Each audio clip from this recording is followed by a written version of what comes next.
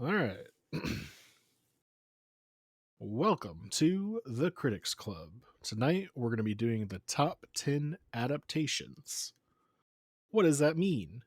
It means that it's the top 10 adaptations. It Wow. could be just so we're being clear. It can be top 10 video game to movie adaptation, top 10 book to movie adaptation. I suppose you could have done a play if you really wanted to, or were bougie. But I yeah, did that's top 10 Dick Cheney fan fiction adaptations. Is that okay? you. You are the only one I know that has like such a deep fascination with Dick Cheney. Do I you mean, have I like have a deep posters? fascination with Dick Cheney having sex with other presidents. That's my fascination. Do you have like posters just hanging up above your computer? Yeah, I have a deep fetish of getting shot in the face by Dick Cheney. Wow. Well, And now we are banned in 7 countries. I was about to say, actually, this is going to sound awful. Is he still alive? He is. That's a good question. Is he? Shockingly, he is. Wow. I figured he'd be like, Crypt Keepers or something. I mean, He because probably is that too. He looked fucking Because he wasn't old. he wasn't a spring. Well, you know what? I would say he was probably about the same age, if not slightly younger than George W. So yeah, that makes sense. Well, I think how he's old do way you older think than he George is? W. How old do you George think he W? is? I want to say George W. is probably late 60s. No, George W. is currently 79 years old. Damn, is he really that old? Yeah, Dick Cheney is 80. Hold on, I literally just had this pulled up. 84. So, yeah. Sick. Well, of course, we're not here to talk about that time. Old people? Place. Yeah. We're here to talk about the top 10 adaptations, and it's David's turn first. So I'm going to eat my blood orange mochi in peace while I listen. Oh, Blood can I tell you what orange I just ate? mochi. Yeah. All right, here's what I just ate, and I'm obsessed with it right now. Taking a plantain, cutting it up, throwing it in the oven on the stove top, roasting it up, and putting a little Mexican crema and some cotija cheese. That's my current favorite food. I'm surprised, like, I feel like they would be better, like, air fried, though. I don't own an air fryer. I mean, okay, technically, this is the trick that no one really tells you. If you have an oven with a convection setting, it's pretty close to an air fryer. Right. So pretty fucking close. That's how my toaster oven says that it's an air fryer, because it's got a little tiny fan that spins up in the back. Mm. Well, Yeah, no, yeah, that does sound good. Yeah. You okay, David? Did you die? No, I'm just amused, y'all. It's just kind of funny what you think is like hidden knowledge to me. Well, it's not hidden knowledge. He just said he ate something delicious. Not that it was like No, his secret you recipe. talking about like, oh, did you know that convection ovens are actually kind of like air fryers? I mean, like, yeah. Listen, But the same, that is the power of marketing.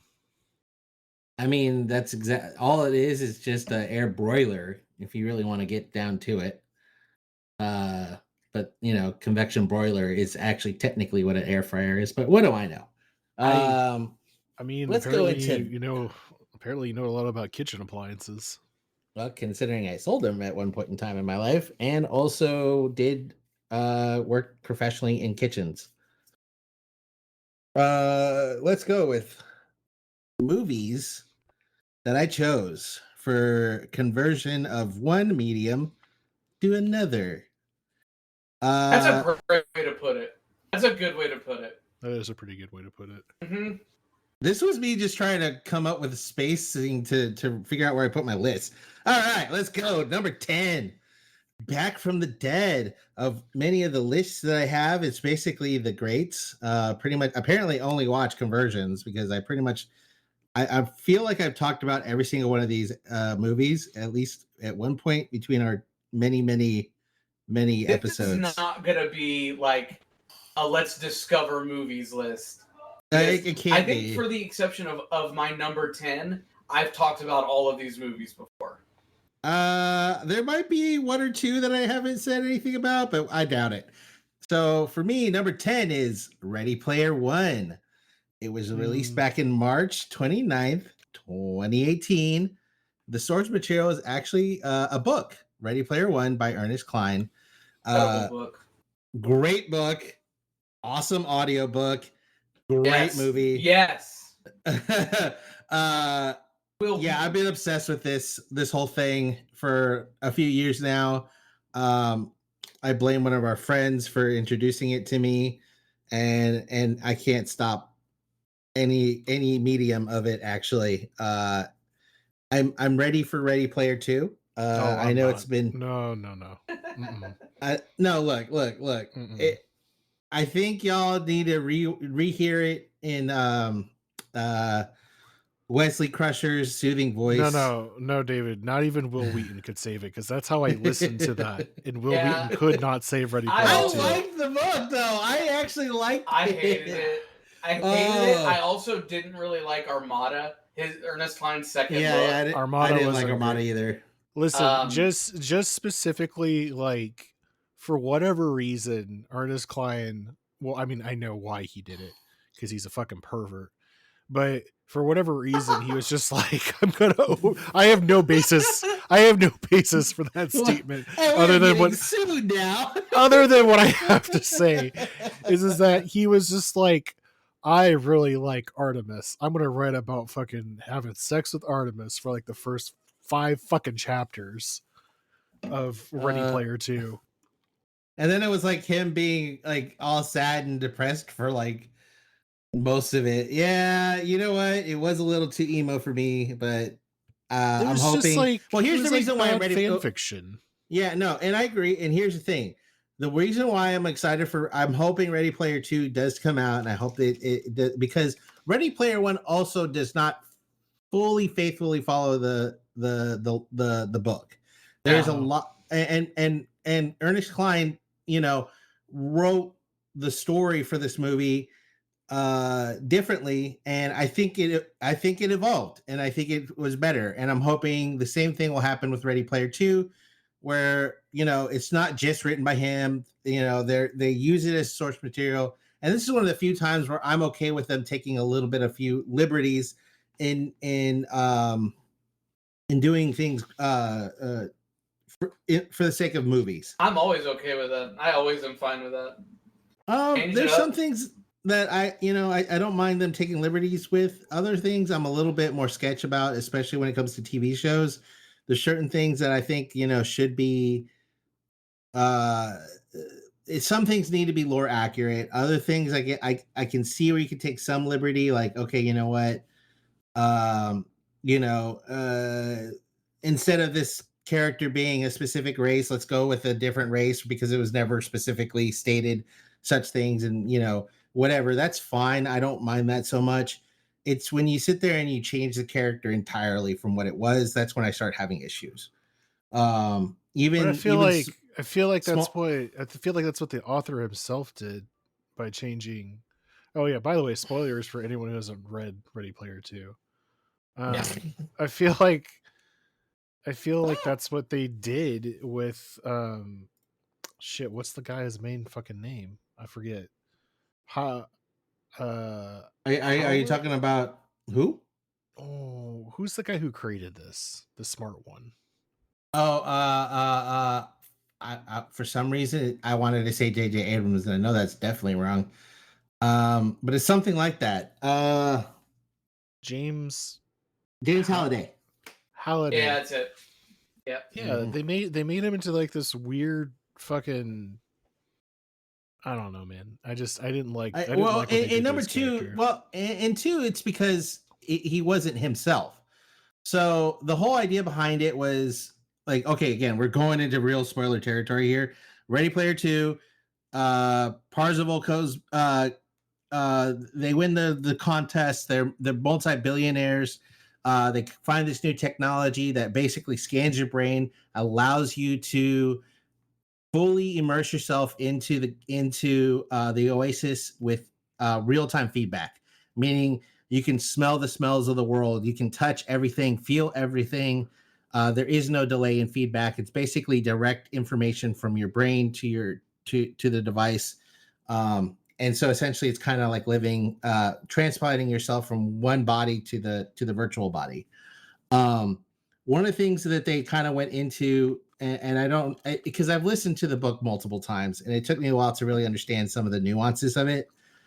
Halliday himself, the recreation of the character is actually a brain scan of and what Halliday did was he realized that he's actually has different mental he's basically a psychopath, and he knows that about himself, and he tries to remove those personality traits from his Oasis avatar, or his I can't remember what they called it, and I know somebody's probably yelling at the screen right now trying to tell me the right words.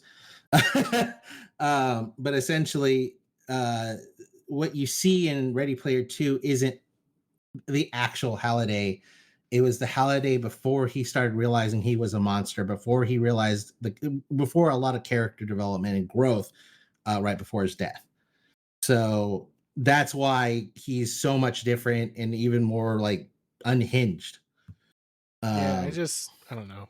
It's just one of those things where like Ready Player One was a good standalone story, and I feel like they were making the movie, and he was just like, you know what, I'm gonna cash in on this. I agree. I don't think Ready Player 2 was necessary. I think Ready Player 1 was perfectly fine the way it was.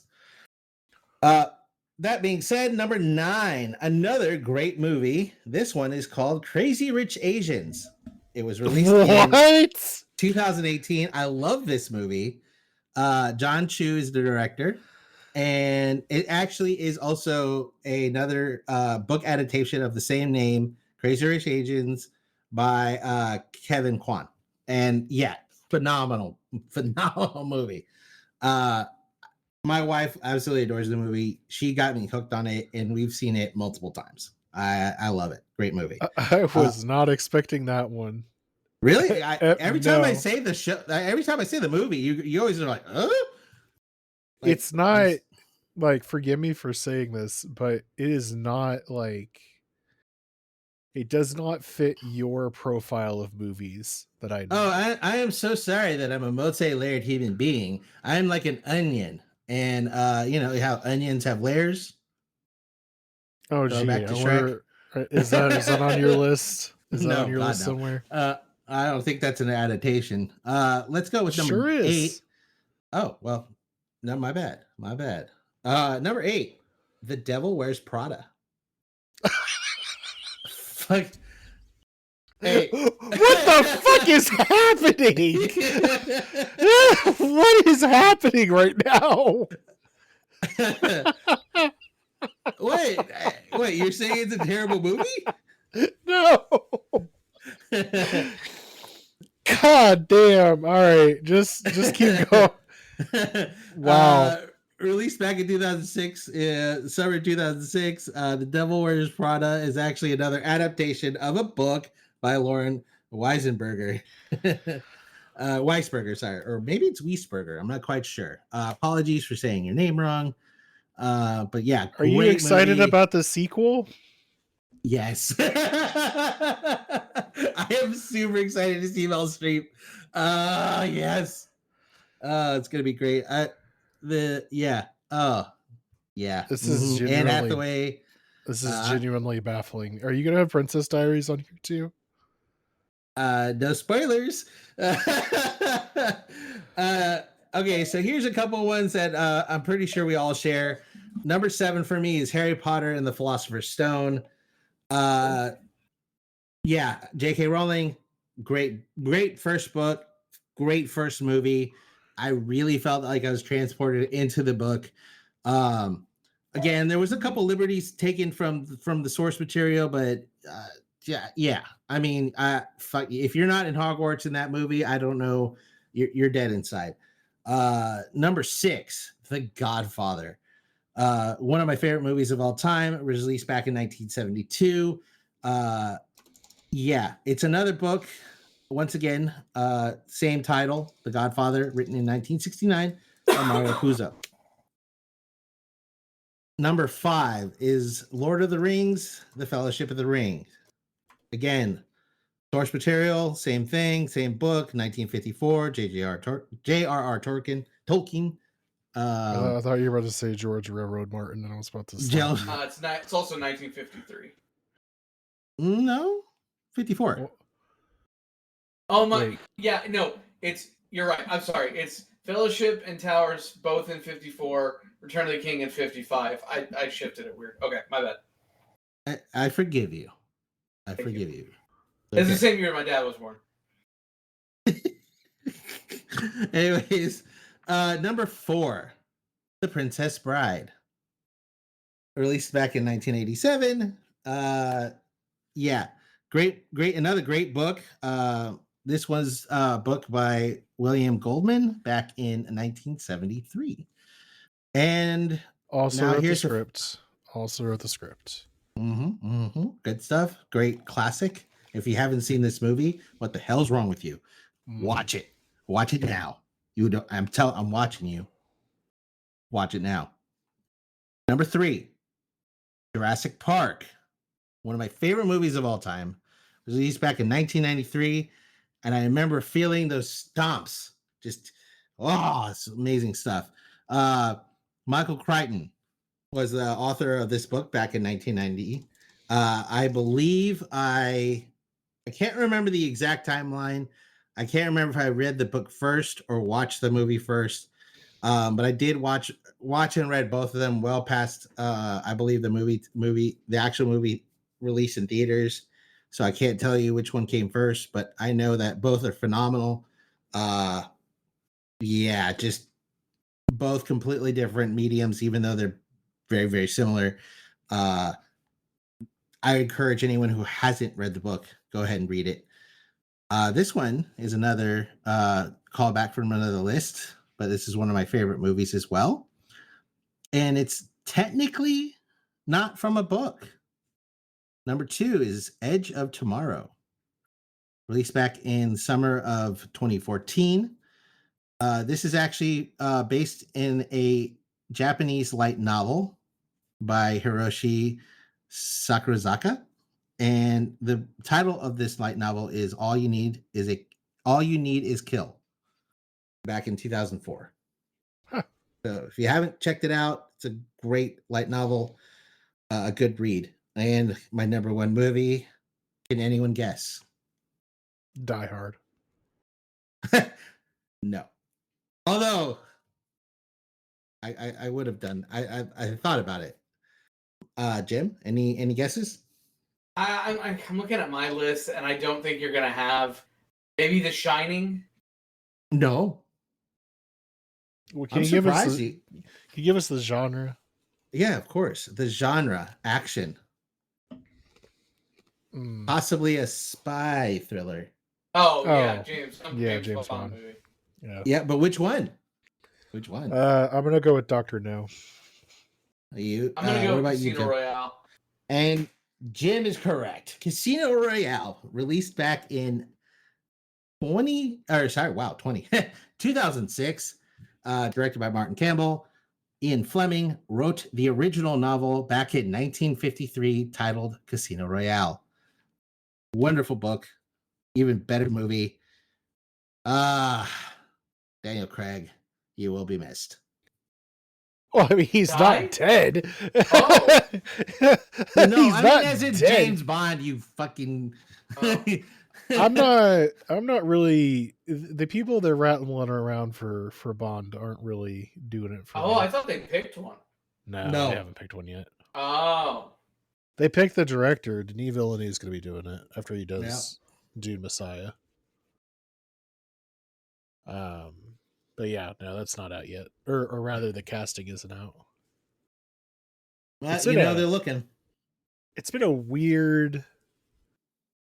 It's been like obviously 2025 isn't a weird fucking year, but um like Doctor Who isn't like they're not sure if that's coming back.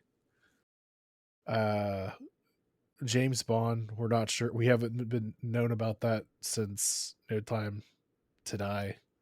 Oh, did you hear the rumor about potential approach of oh, what's his name? Um, Tom Holland. Yeah, I don't like that.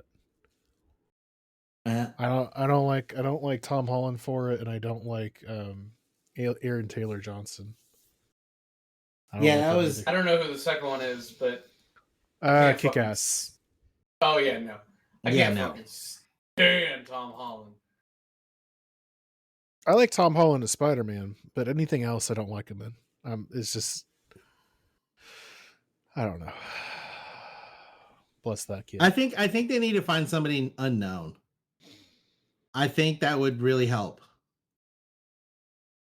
Yeah, I don't know. I mean, it's just like there's. I can't think. I mean, at one point I would have said Idris Elba, but he's too old now. He's definitely gotten the age isn't going to How old be. was Timothy Dalton when he started as Bond? Timothy Dalton Bond. Well, okay. How old do you think Idris Elba was or is Probably in his currently? 50s, like mid to late 50s. No, I think No, he's in his sir. 60s. Um, no, he's 52. Oh, Yeah. okay. Why did I I know think at he was one in his point 60s?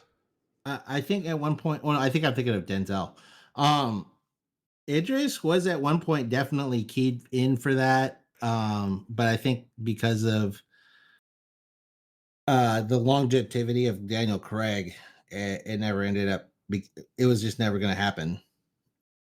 Daniel Craig Timothy. started annoying me as Bond because he like openly hated it. That's just I don't know. I think that's so annoying. Yeah, What? but I mean, I, it I, kind of is. yeah, but at the same time, you kind of get it because like it took up what 15 years of his life. Then don't do it. Like you don't have to do it. Well, that's the thing. Like he didn't, and the I think part of it was just he didn't have as much creative control as he wanted, because he had a lot of input, especially over the last two movies. Well, yeah, Dog but agrees with me. he also may have been like locked into a contract for all we knew. I assume that was the case. All right, Jim, you're up. Okay, so I for the first time do not have a list of 25. Because so number one, I did solely choose book adaptations. Okay. That's all I picked. Which I'm just gonna say right now, like it was hard for me to do that. Really? I had a harder time trying to find something that wasn't a book that I liked. Well, no, I mean let me rephrase. I was trying to do not just straight book adaptations. I knew Right. that I would have a hard time. And so I was just like, and here's the thing, all of these books and movies I've read and seen. Right. I didn't like it's and no offense, if anybody like, yeah, I haven't read the book, but I've seen the movie and it's based off of a book. That's fine. I don't give a shit. But like the reason why I don't have 25 is because I wanted to limit it to books that I've read, to movies that I've seen. So at number 10, I'll give you guys a chance to guess. Number 10, the movie came out in 2016. I should have put the director in here.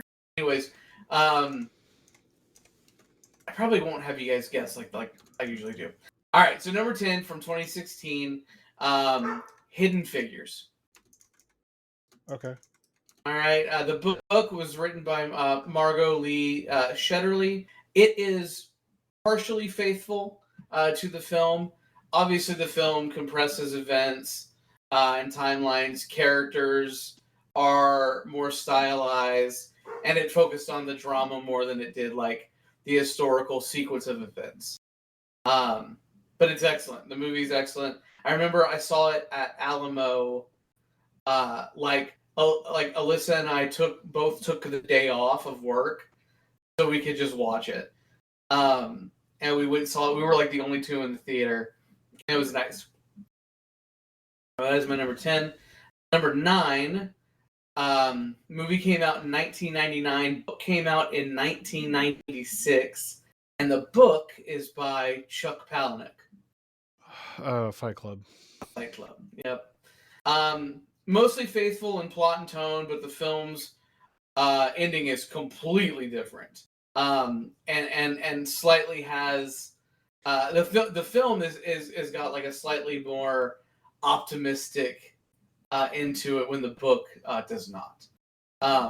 I gotta say, it's one of the rare times where I enjoyed the movie more than the book. I also enjoyed the movie more than the book. I actually, and this is like, when I was younger, I, like in my early 20s, man, I loved Chuck Palahniuk. As I've gotten older, like he's definitely an author for adolescence and like becoming like a young man. Like I don't know. It like I tried to read newer Chuck Palahniuk books, and same with like Chuck Klosterman. I just don't enjoy them as much. And my tastes have changed. I think it's just like par for the course. Like, yeah, when you first read stuff like that, you're like, "Oh, this is edgy and so like right, cool." right. And like I read and like early 20s, Jim I was trying to read the most fucked up shit I could find, and so like I read Haunted by Chuck Palahniuk, which has a brutal scene involving a swimming pool and intestines. I'll let you guys figure that out. Slip and slide? No, not quite. Aw. That was my number 9. Number 8. Movie came out in 1993. Book came out in 1990. It is our first crossover, Jurassic Park. So obviously, it's the movie's great. The book is even better in my opinion. Major plots are intact. Like all the major plot points are intact. Characters like John Hammond is a completely different type of person. And then certain deaths that happen to some people happen the same way to other people. In the book as opposed to the movie.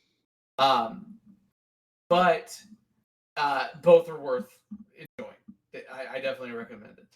Especially, I think maybe like 5 years ago, they came out with a special edition of Jurassic Park, the book, and it has a whole bunch of just like, because Michael Crichton's no longer with us, has a bunch of really cool extra, like I don't want to say bonus features because it's not a movie, but like a lot of extra stuff. Really, really good movie. Really, really good book. For my number 7, movie came out in 2007. Book came out in 2005. Book is written by Cormac McCarthy. Movie's directed. Yes, No Country for Old Men.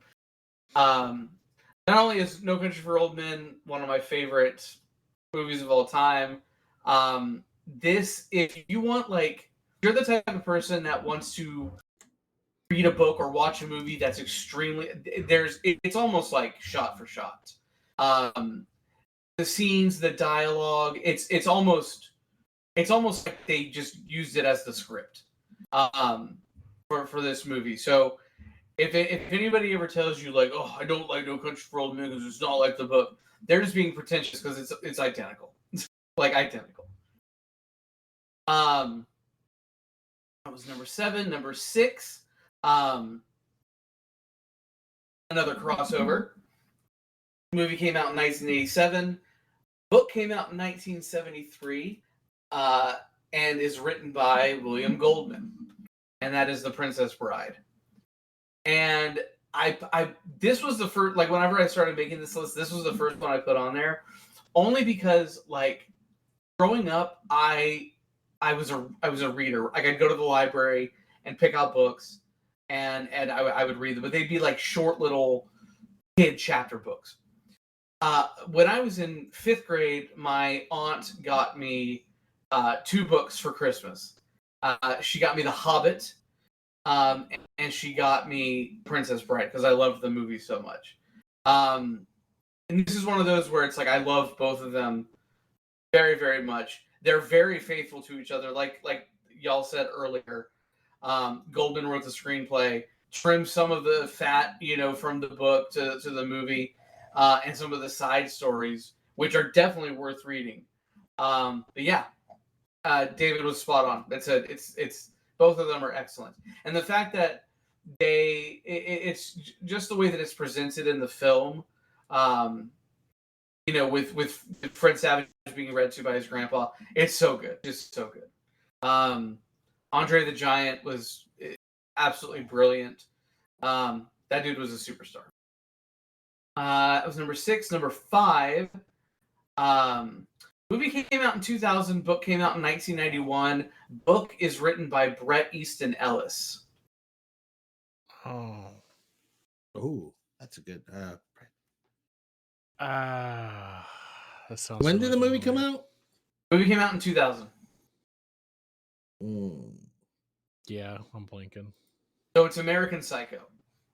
Okay. Damn it. Yeah, and don't get me wrong, I love American Psycho. This is actually, American Psycho is not my favorite Bret Easton Ellis book. The book that I like the most by him is a book called Glamorama. And if they have made a movie of that, I've never heard of it or seen it. But the movie is like, people watch that movie and they're like, oh my God, this is so messed up. It's so brutal and violent and blah, blah, blah, blah, blah. The book is so much more over the top. The movie significantly reduces the violence and explicit content. Yeah, because books don't have rating systems. Which is kind of wild. And it's also a lot more like they lean into the insanity of it all. Like it's almost satirical at points. Yeah, absolutely. If you watch American Psycho and you're like, oh, love that, want more brutality, read the book. Number 4. I almost didn't put this on here because the author fucking hates this movie. But I'll let you guess from here. Movie came out in 1980. Book came out in 1977. Damn it. It's actually in Ready Player One. Yes, correct. The Shining. And it's the best part of that movie. Yeah, it's the best part of that movie too. The Shining, yes. It is The Shining. The Shining, the book is way better than the movie, and I love the movie. So if you're going into it like, oh man, Stephen King hates it or whatever, that's fine. Let him hate it, but they're both fantastic. And if you've read both of them, then if you've read and watched them, then you know that they're both insanely good on their own.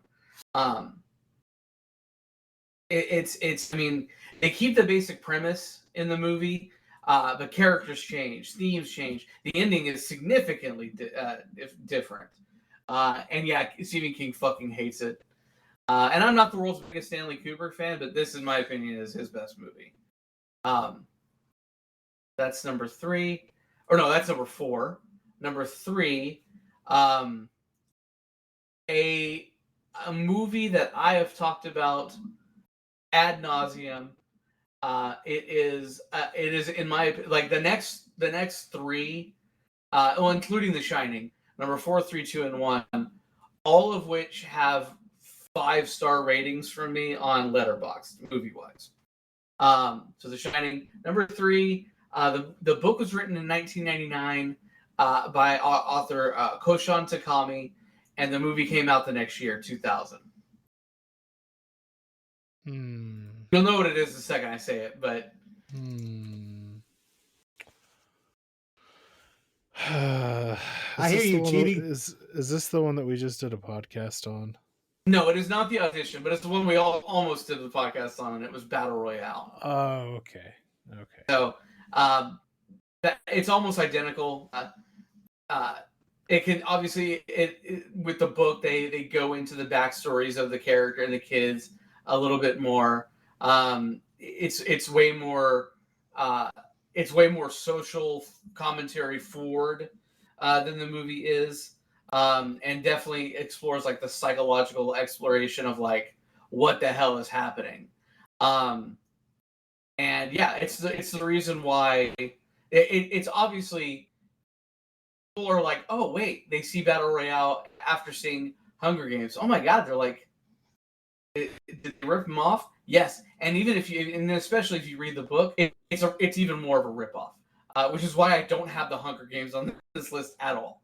So yeah, that was my number 3. That is a perfect movie in my opinion. Number 2, and also another perfect movie, The Exorcist. Oh, I gave it away. The Exorcist. Book came out in 1971. Movie came out in 1973. One of the few, again, just like with Princess Bride, same, William Peter Blatty, the author of the book, also wrote the screenplay. So it's very similar. Not a whole lot of differences. Just some character details. But one of the greatest horror movies of all time. One of the greatest horror books of all time. I definitely recommend it. And then, oh gee, I wonder what my number 1's gonna be. Any guesses? I feel like I don't even have to say anything. I would say it's probably Harry Potter and the Philosopher's Stone. Well, you're just wrong. And you're just trolling. Is it directed by Peter Jackson? Would it happen to have hobbits? It does. Ah. Yeah, it's the Would Lord it of the Rings happen to trilogy. have 2 towers? There are 2 towers. There's a fellowship. There's a return of some kind.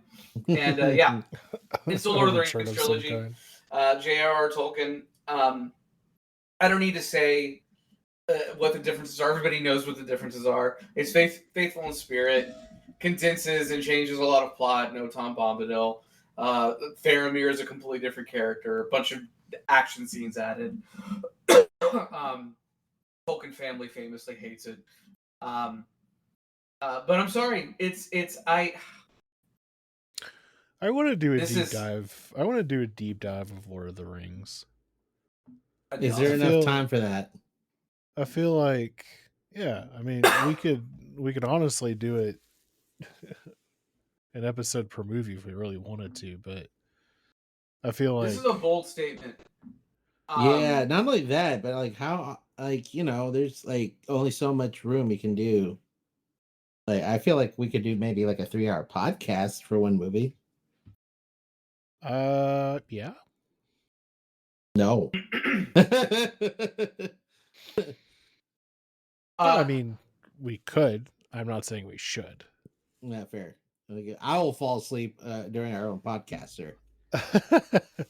What were you saying, Jim? My bold statement. I obviously read the Lord of the Rings trilogy once a year. Mm-hmm. I'm looking at my gigantic Lord of the Rings collection in front of me of all the books and my different variations of books and my biographies and my picture books that I have and everything. And Tolkien people hate me for this. I think the movies are better. Mm-hmm. Oh. And I'm saying that with those 3 movies being, or those 3 books being 3 of my favorite books of all time. Explain yourself, sir. Why do you sound like? Why do you sound like? If they're Southern not better, Bobby Hill. If they're not better, they're as good. They're absolutely as good. Just in a completely... I will give you that. The better part, Well, okay, I could. you might get murdered. No, I could see where he's. So,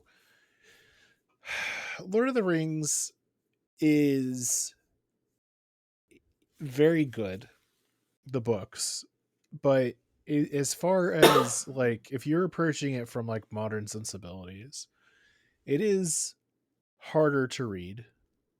I remember when I first tried to read it as a kid, I struggled with it. Oh Just yeah, because it's just it's a very we're dumb Americans. old fashioned way of writing.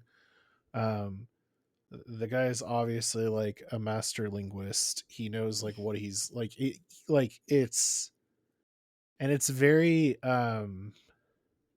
Well, I mean, he's establishing an entire world in his books, right? Multiple right, languages. And not only but that, here, but more importantly, he doesn't have he there's been nothing really like it before. yeah, So but like to that point, it's the difference is that with the movies, it makes all of that approachable. it's easier for people that just right. It's easier for people to understand. It's easier for people to see and understand how vicious an orc is. You know how gruesome the Barlog is.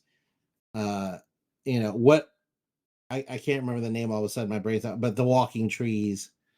The Ents. The Ents. Yes, thank you, Ents.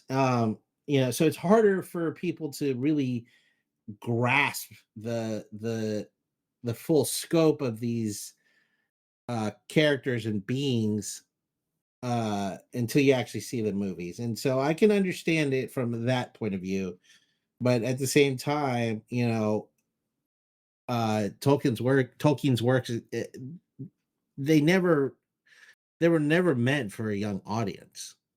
Yes, you they know? were. So What? So The Hobbit is considered a children's book. It is 100% considered a children's book. In fact, here's why I know it's considered a children's book. And I trust me, when I was given to me in fifth grade, I had a hard time reading it as well. But when The Hobbit was written, it literally was passed over time and time and time again until a publisher's 10-year-old son just found a copy of it laying around and read it and told his dad how much he loved it. A 10-year-old.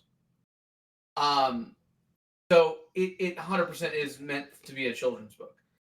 Really? Well, but it's also a story that was literally just meant for his kids.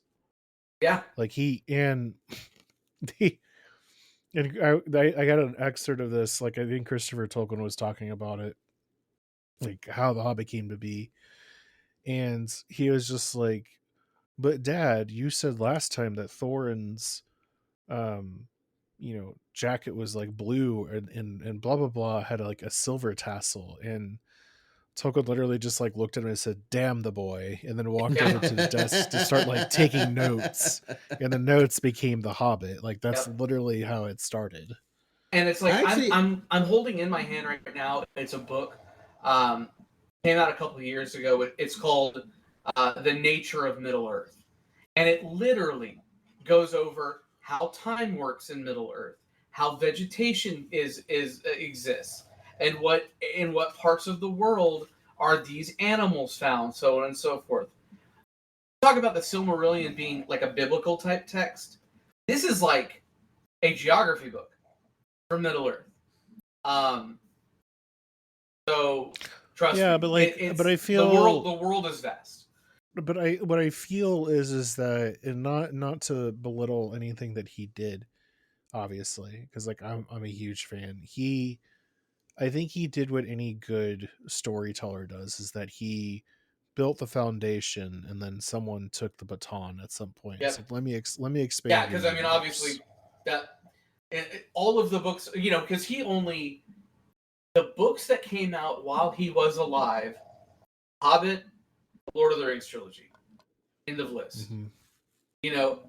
He died in, I think, is it 73? Mm. And his Silmarillion came out in 77, based off of just texts that Christopher found. Right. It's more of like a lore book than anything.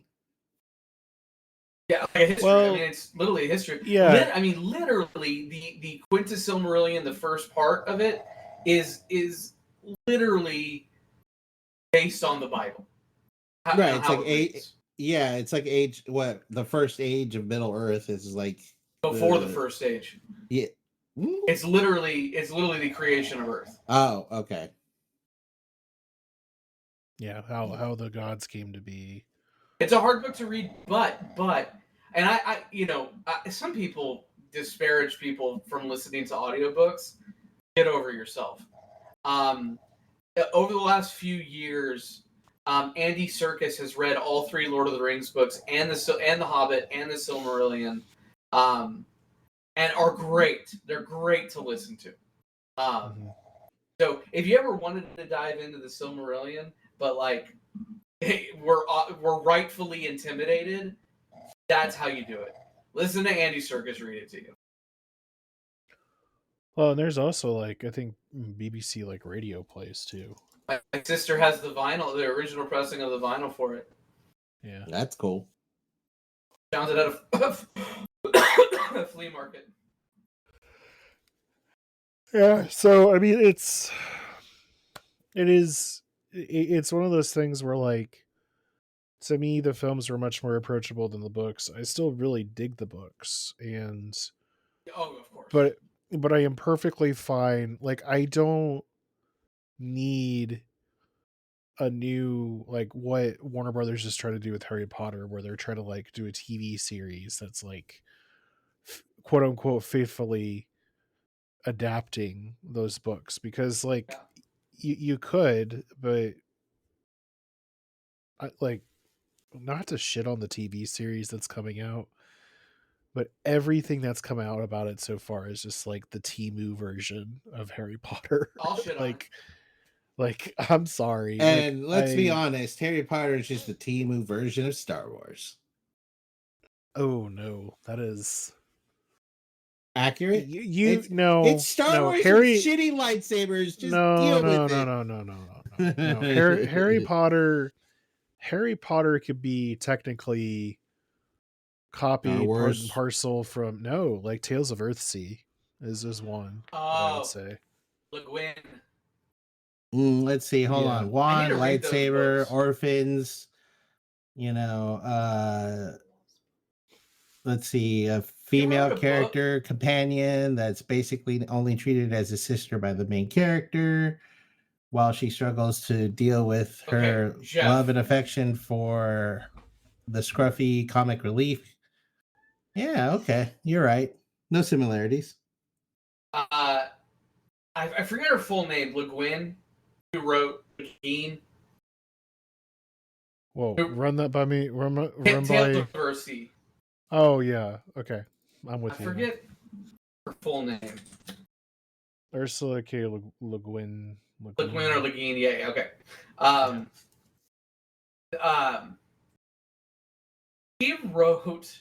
Have you ever heard of the Tao Te Ching? Mm-mm. It's the biblical text of Taoism. Okay. Which I I recommend if anybody's ever trying to search for anything spiritually, I definitely recommend it. But she wrote her own version of it, and it's actually quite good. And it's just mainly commentary on the original text, but it's quite good. I definitely recommend it. Yeah, there's okay. So David, Wizard of Earthsea. The story is set in the fictional archipelago of Earthsea and centers on a young mage named Ged, born in a village on the island of Gaunt. He displays great power while still a boy and joins a school of wizardry, where his prickly nature drives him into conflict with a fellow student. During a magical duel, Ged's spell goes awry and releases a shadow creature that attacks him. So, like, there's just various. The only thing that has anything remotely to do with Harry Potter is the fact that they're both wizards. It's not a lot of similarity there. And a school. Okay, yeah. School. Okay, well, just hold on. Then there's what is this? What is the Neil Gaiman book? The books of magic. Look. You can sit there and talk all you want, But Harry I Potter is just don't, basically Star Wars. but it's not. But it is. But it's not. It's, I mean, Star The Wars only thing they itself didn't do is. was call Voldemort his father. That was like the only difference. Okay, let me ask you this: did Luke Skywalker go to a school to become, um, what is it, in the Force? Technically, he just had Yoda as a teacher, and that was it. Like, Or maybe the crazy old guy that showed him the ways of the Force that probably was high all the time, aka Dumbledore. Dumbledore was it? No, Dumbledore. Oh my goodness, this. I don't disagree that Harry Potter is a carbon copy of different things, but Star Wars is not the carbon copy. Like Ooh. it just doesn't mesh up very well. Except for the whole, like, hero arc and Oh, love okay. Well, story between the that's just the hero's. characters. No, dude, And that's just that's the just the hero's hero's journey. journey, right? You're right. But You're right. okay, You're right. okay. Are you saying Hermione is Princess Leia because he never falls in love with her? He falls in love with his best friend's sister. Yeah. And who did Is Luke that in Star Skywalker? Wars? Right? Okay, so what was Leia to Luke Skywalker? Basically a sister, or a sister, literally in this specific case. Uh huh. And who is this sister? Who is this? Who does the female companion of the trio fall in love with in both movies or both stories? The plucky sidekick that's used only as comic relief. Ron, Han Han Solo. Solo is not used as comic relief, though. I mean, I get it. It's definitely like a thin thing, but like, I mean, like Voldemort as Darth Vader doesn't really make sense to me. It's just not lining up. I think you're The trying dark to. side of magic has your control over you.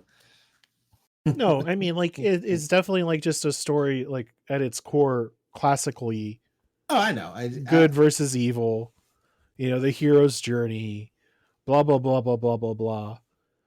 But I just there's so much there that doesn't quite line up with Star Wars that I that's why I'm rejecting it so much. Brooms, starships. Yeah, yeah. I mean, you could argue that there's inspiration for everything, No, I right? I know. mean, it's yeah. Obviously, we Eh, got sidetracked, no, but no kidding. just because that comparison annoyed me for some reason, For as some like reason.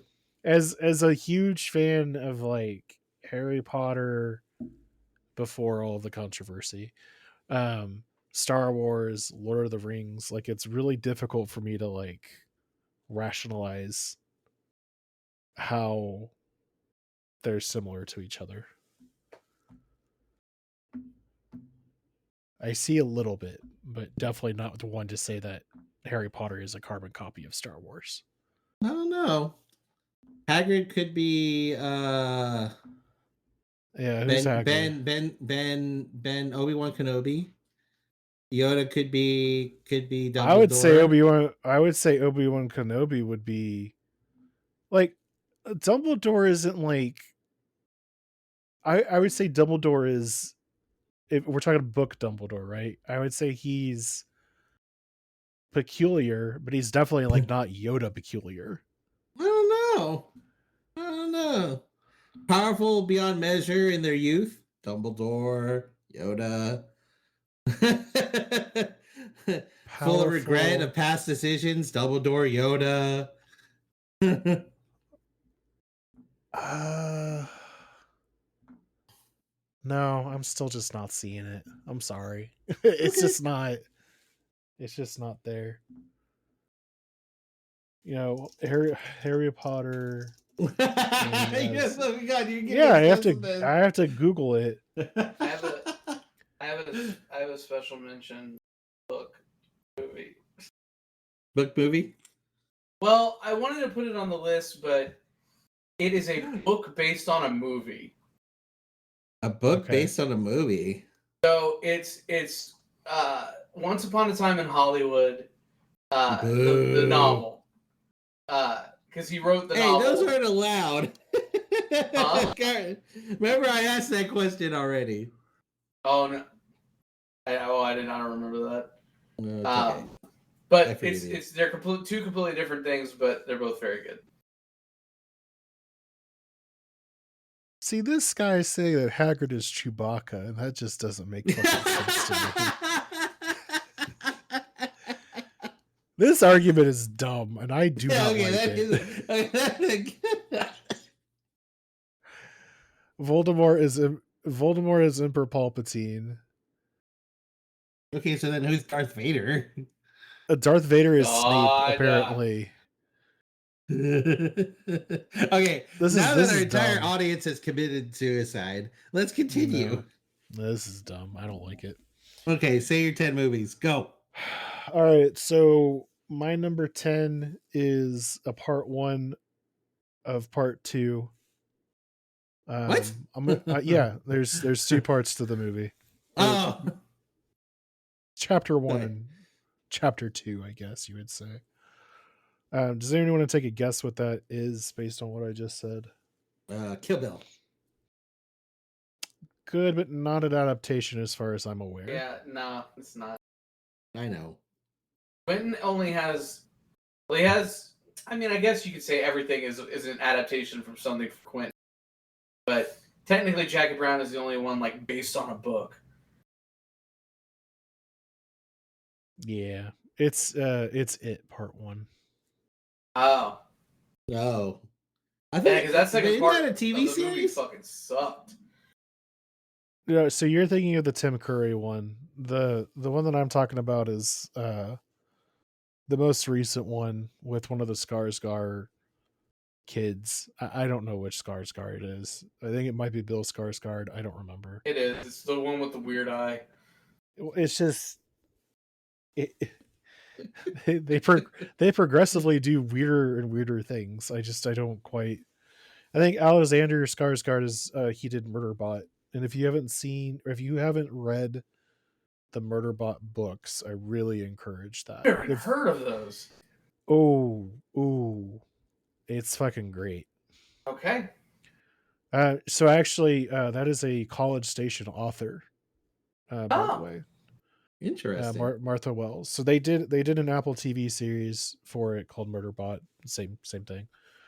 It adapted the first book, All Systems Red.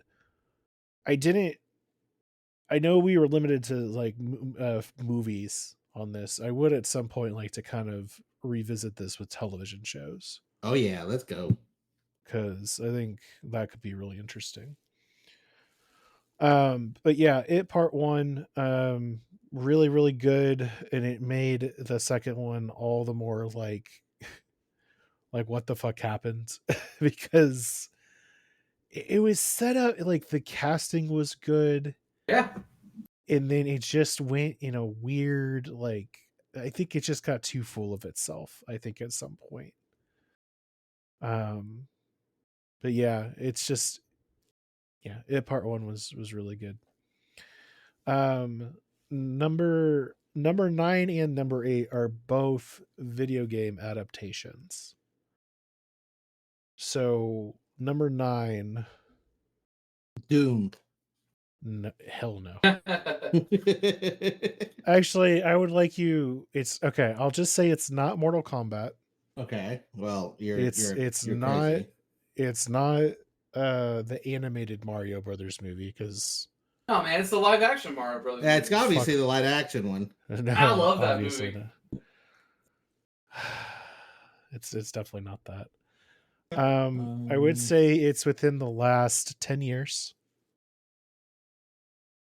From And a video game? and it is a really it is a video game and a really Dungeons and popular Dragons. franchise. No. Oh, okay. I did like that movie though. I liked it too. That's not That's not a video game That's why. adaptation per That's why I'm not se. saying it. Yeah. I Um, honestly don't know. yeah, I Main can't think of character is yellow. Oh, Pokemon. Detective Pikachu. Hell yeah. Yeah, Detective Pikachu is a great adaptation. it was. Yeah, I will give you that. Even Ryan Reynolds' soothing voice as Pikachu worked for me. I did not know how I would feel about realistic looking Pokemon, but But they I think they they did a really pretty weren't. good job. No, I know, but they weren't like as realistic as they could be. They still Oh, like retained some of that. the original Sonic the Hedgehog look. Oh yeah. No, And I will this that was would a be in my nice top 15. blend. This is a nice blend. None of the Sonic the Hedgehog movies are on this list because I never watched any of them. I only saw What? the first one. Oh my god, I I am in love with the series. I No. don't know. It's really just me watching Jim Carrey be Jim Carrey. It's just fucking perfect. I mean, David, I don't know anything about you anymore because you've got The Devil Wears Prada and Crazy Rich Asians. Like, Hey, that's a good movie. I never read the book. That's why I didn't do it on the list. But the movie's good. The book's good too. it's just The a book is different, but it's pretty fascinating. good. It's just a fascinating. I don't know. So number Onion. 8, Onion. No, onion. I'm an onion. I mean, you're I have definitely layers, Shrek. motherfucker. Yeah, you're definitely Shrek. Rude. Yeah. Although I did marry a redhead. Yep. And you keep using that quote, which means that you watch Shrek at least once a year. Okay, now I need a donkey. Who's gonna be my donkey? I don't even know. We don't really have like a wisecracking person in our group. Do we? God, that's what you mean.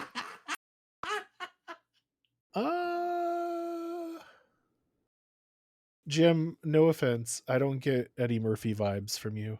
That's okay. I'm okay with that. So number 8 is, gosh, I don't know if anyone of you have seen this movie before, but it is also based off a video game. It's technically, I think it's a VR video game. Oh, Five Nights at Freddy's? No, this is called Werewolves Within. Oh, Nope. It's very good. that's what the movie's called too? Werewolves Within. Never even heard of it. Either one. Are either of you familiar with like Dropout people at all? A little bit. Nope. Do you know who Josh Rubin is? One of the guys that does Yeah. So he directed this. Really good movie. I liked it a lot. Don't look up anything about it if you're gonna watch it. That's all I'll say. Number 7 is a movie that Todd recently said that he hated in our chat. That could be a lot of movies. It's very recent, within like the last like 3 days. Recent. Oh, yeah. Y'all talk so much. It's hard for me to keep up. It's based on the book by Andy Weir. Oh, The Martian. The Martian. Yeah, The one you said Andy Weir. There's another book that he released that they're doing a movie on. Project Hail Mary. If you want to go see that in theaters, I will see that in theaters with you. Okay. I'm really down to watch that. Good. I'm pretty interested in it. Did you read the book Project Hail Mary? Technically, no. Okay. Audibly, yes. That counts. It counts. It counts. Don't sell yourself short, man. That counts. I said technically. Yeah, man. That's what it's hard to read while you're driving. People get really busy. I'm just like, I try to read most of the things. I try to read physically. But like, dude, if you can't because we have lives and we have responsibilities, like What are we just not supposed to enjoy literature? So no, you're just fine. It's like, you know, Sorry. for some reason people get really upset when you're reading a book people. while driving It's down all I-10. old I people. don't know why. Yeah, I mean, I personally have no problems with audiobooks. I will say for me it is harder to I have a hard time sitting still and listening to stuff like that for long periods of time. So like cuz I did that with the Dark Tower and I could not really tell you a lot that happened in the Dark Tower It, just it's because it's it mostly why I just reread things because I don't or re-listen because yeah, that there's a lot of times where I get distracted by whatever I'm doing and then I'm like, what the fuck's going on? Especially the first time I listen to it. So I feel you there. I understand what you're saying, but I've definitely reheard a lot of movies or not movies. I've reheard a lot of books just because of yeah, that. like and again this is before the whole Neil Gaiman controversies, but um they did a really good audiobook version of The Sandman part 1 and part 2, more so of like an audio drama because it's got like sound effects and blah blah blah, but I've like the been really cast, liking those. yeah, the Sandman specifically one is really good, um because it's got like a killer cast. James McAvoy's in it, Michael Sheen, Andy Serkis, um, just like a bunch of really good people. So, So there's a classic book, George Orwell's 1984, uh, and it received a very similar treatment with like really good voice, like actually well-known actors doing the voices. Um Andrew Garfield is the main character. yeah, I am interested in hearing the Harry Potter ones that are about to come out because apparently they did all the books. They So redid we'll all the see how that goes.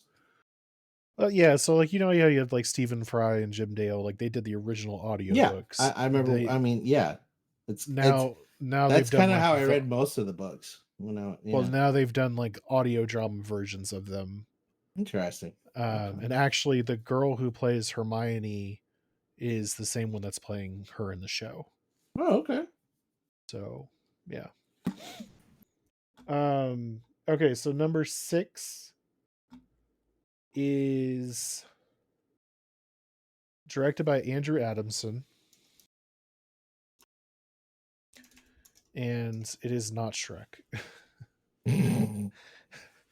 I only say that because he also directed Shrek. Um this is The Chronicles of Narnia, The Lion, the Witch, and the Wardrobe. Hmm. Um Interesting. it is, if you haven't watched this version, I would say first of all, I grew up watching the BBC version of these of this book. Oh my god, a memory just unlocked. Yeah, you know exactly what I'm talking about. That's hilarious. Um, it Oh, was bad, and I don't recommend anyone actually watch that version. But yeah, we had that uh like on VHS at my parents' house. So yeah. Um the more modern version's definitely a lot better.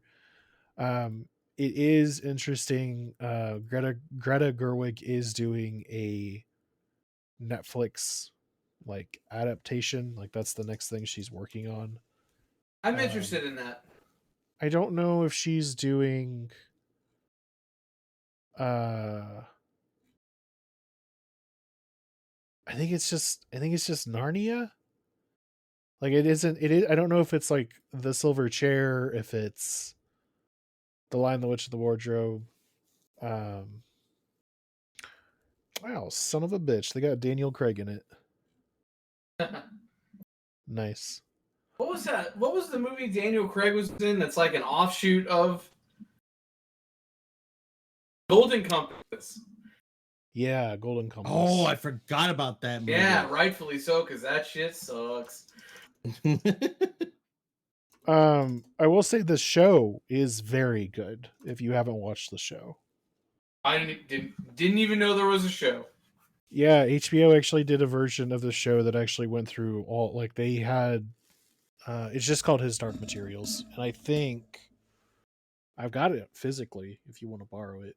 Okay. Well, I don't have anything to watch it physically on. You have a PlayStation 4, don't you? Man, that shit is packed up. Also, I need to before I hook it up again, I do need to clean it because it sounds like a jet taking off when I turn it on. Yeah, no, I mean that's what happened to mine at some point. Goodness gracious. Oh, David's got fucking 5 Audible credits that he could share with us. Look at I you. just share. Why would I share with you? Wow. I'm the one paying for it, you bum. Oh my goodness. Also, I'm giving you important information right meow. Thank you for your pre-order. So you're down to 4 credits now is what you're telling me. Yeah, and look at the information. You wanted information. I did. Thank you. I appreciate that. Mm-hmm. Interesting. Okay. So number 5, there's gonna be, I want to say, hold on, 1, 2, 3. There's 3 movies on the rest of my list that we've all talked about, so I will not go into them ad nauseum. But number 5 is The Princess Bride. I love it. All 3 triple of us. crossover. Hey, that's what I'm talking about.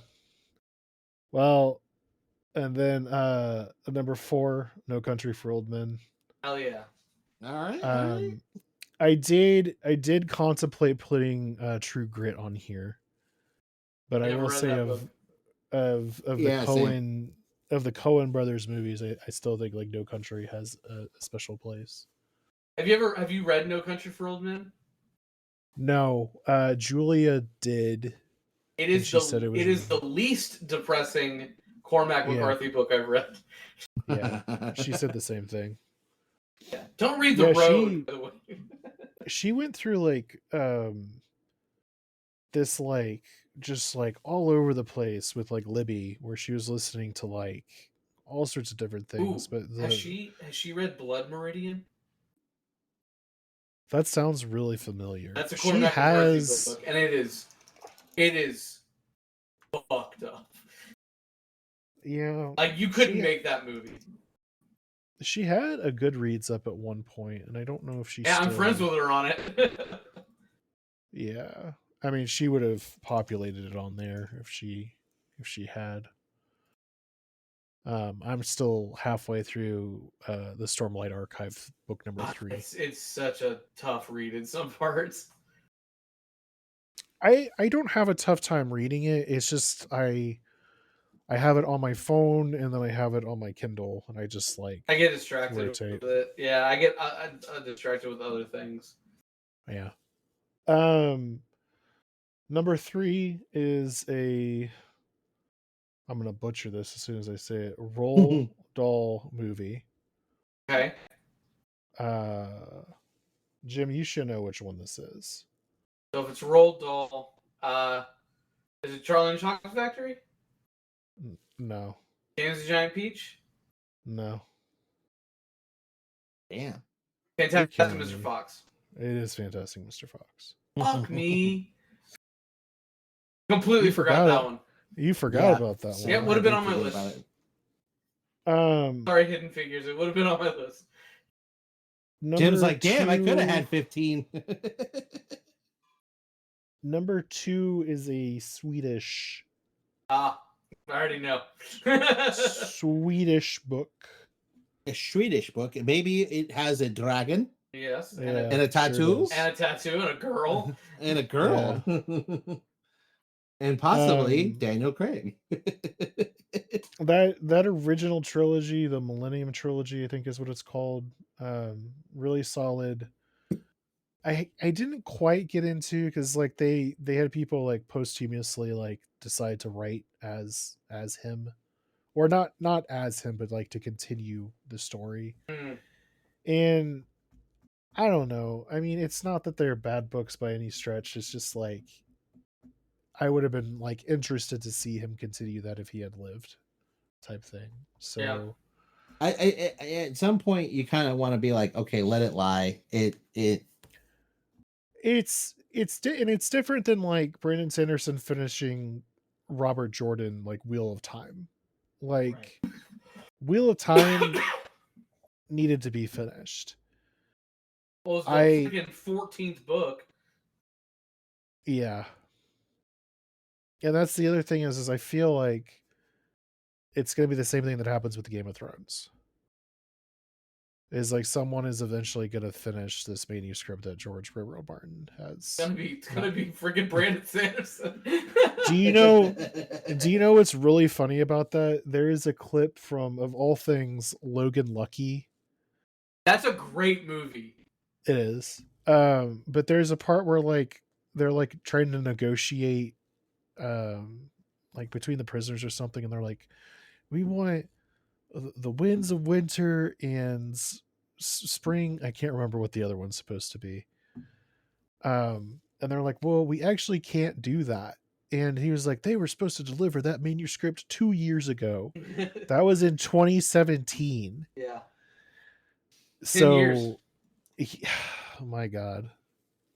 I have a feeling he's never gonna finish it. I feel bad for anything his like social media team like does, like it because it's the comments are all about that.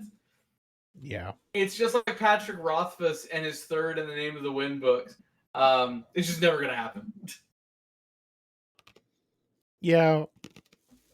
And like the other piece of that is that it's, I don't know. Sorry, It's we got why a tangent. no, it's just like I at one point I had like plotted out like a trilogy for a thing, like I had done a whole outline, and then I got about halfway through the first book and I was just like, this ain't gonna happen. Yeah. Like it's just not gonna happen. So like I shelved that, put it somewhere else, and now I'm just writing like a standalone thing just because like I was just like it's too much. I do think, not to keep quoting Brandon Sanderson, I just think his writing process is really fascinating. Mm-hmm. He's like, write 3 books before you get published, because then if you do get published, they're going to expect you to finish that book within like 6 months. Mm-hmm. And I was just like, God damn, I'm struggling to get past the first one, but let's see what happens. Number 1 is obviously Lord of the Rings. Yeah. I did have some like honorable mentions. Gone Girl was a really good one. Never read that book, but the movie's good. The book was really good. I like that one a lot. It actually makes me a little sad because I don't think she's written much else besides that. It's just like she did Gone Girl and a couple other books. I think Sharp Objects was another one that was really popular. And then I mean, shit, dude. When did Harper Lee write To Kill a Mockingbird? Oh, don't get me wrong. Like I completely understand. But she's 3 novels and 1 short story is what she's done so far. Yeah. Now I do want to open for the floor. This is going to be off the cuff. What are things that have yet to be adapted that we really want adapted? I mean, it's only a matter of time before Stormlight Archive gets it. But I mean, but again, is it too big? Is it going to be like Wheel of Time, where it's just too much and the audience just isn't there?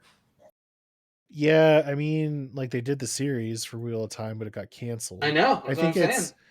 I think it's one of those things where like it has to be something that is an in and out adaptation. Yeah. Star Wars Jedi. Oh, like Jedi Survivor, you mean? Jedi Fallen Order, then Survivor, but yes, just Star Wars Jedi. 100%. I'm honestly it's not. I wouldn't be surprised if he shows up in a film. So supposedly the very first adaptation, on-screen adaptation of him, is like a Disney Plus Lego Star Wars thing going on.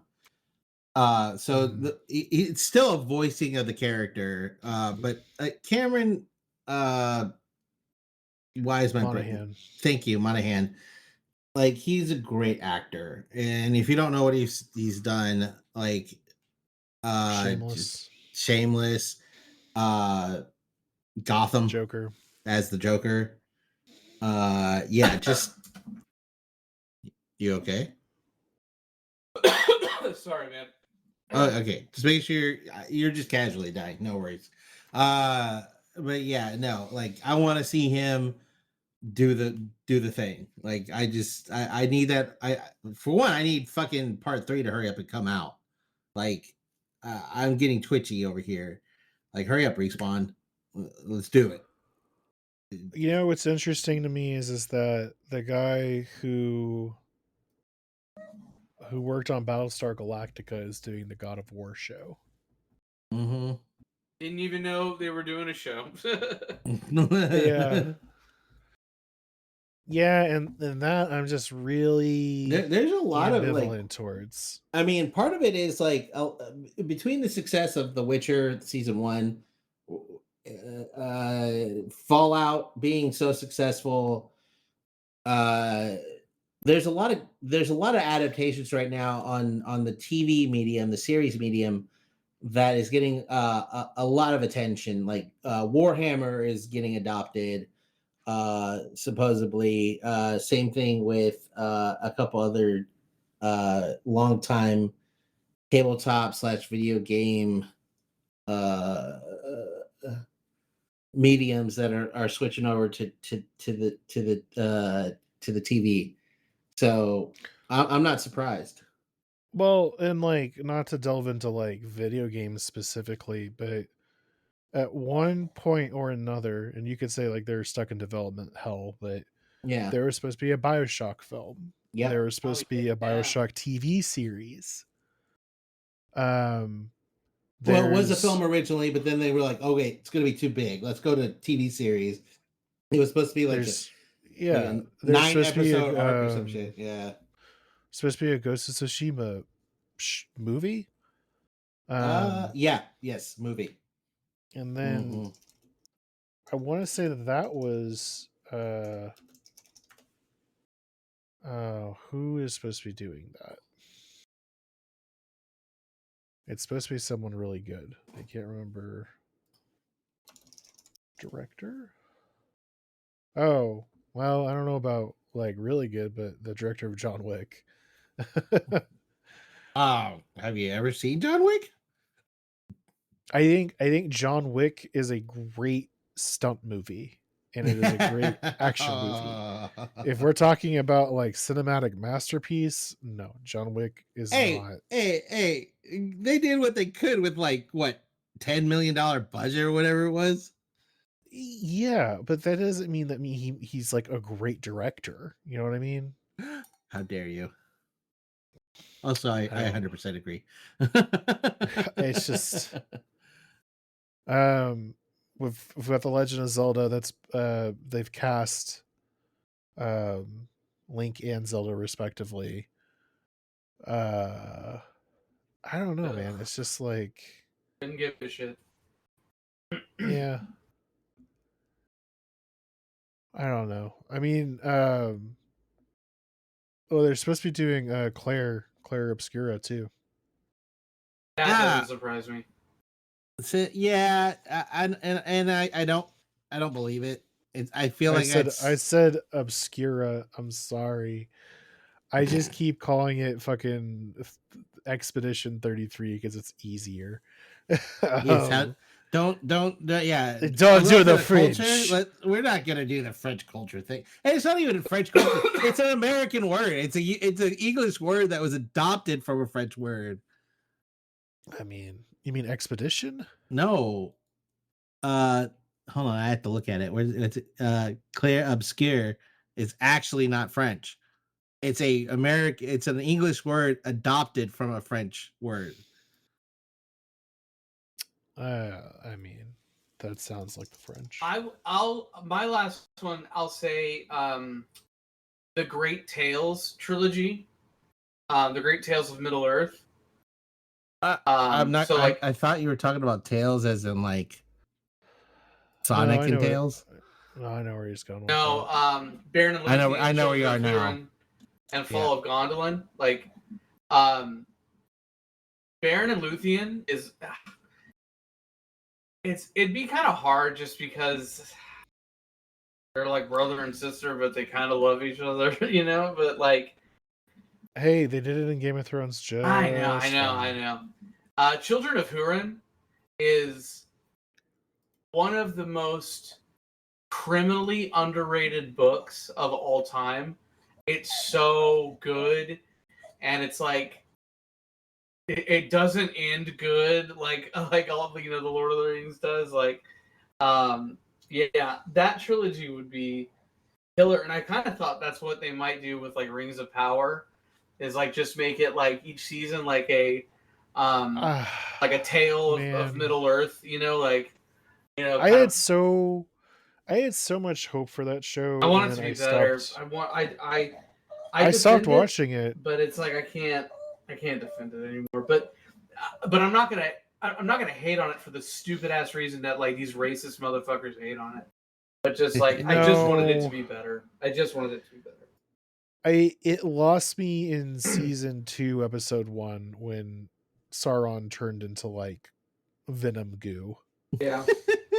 It was just like, and it was just like one of those things where I was like, if you're not gonna, I don't know. It just felt in the land of Tolkien, we're on a downswing right now because you have that, right? Oh, I know where you're going with this. Then you've got that fucking giant disappointment called the Tales of Shire, the video game. Yeah, And it's just like, we need a win. The War of the Rohirrim was okay. Not it was great. okay. I don't have a lot of hope for the search for for Gollum, or the hunt for Gollum, or whatever it's called. Oh, that game? No, it's gonna be you don't know about the movies that they're doing? Yeah, I do. Is this like, okay, I was about to say, is this breaking news? Because I didn't know if they were for sure happening. Yeah, they're starting to shoot next year. Like, Andy Serkis is directing. And I trust him, I guess. And Ian McKellen. I don't. No, let me rephrase that. It's not that I don't trust Andy Serkis. I just don't I don't trust Warner Brothers anymore. There you go. Don't trust the studios. They care only about they're money. They're gonna wheel out Ian McKellen and then yes, and then CGI his whole face and shit. And Elijah Wood. Ugh, terrible. Look, and allegedly Viggo Mortensen is like in talks to get in there. Let's stop the podcast. Let's move. We do need to have a Lord of the Rings centric. We need it 100%. We've gone way off kilter. And did you? Yeah, you said you're number 1. Okay. Yeah. And not only that, one of our dogs is like having a panic attack. It's mine. Yeah. It's go cuddle your dog. 14, blind, and dementia, man. What are you gonna do? Snuggle. You love that dog. Snuggle the dog. Just love that dog. I know. He's laying next to me in his bed, but he definitely wants to be picked up. I'll pick him up. Here you go. You have anything to say about Lord of the Rings, Barnaby? No, Bartleby's good. He's like, I'm warm now. I'm good. I'm more of a C.S. Lewis fan.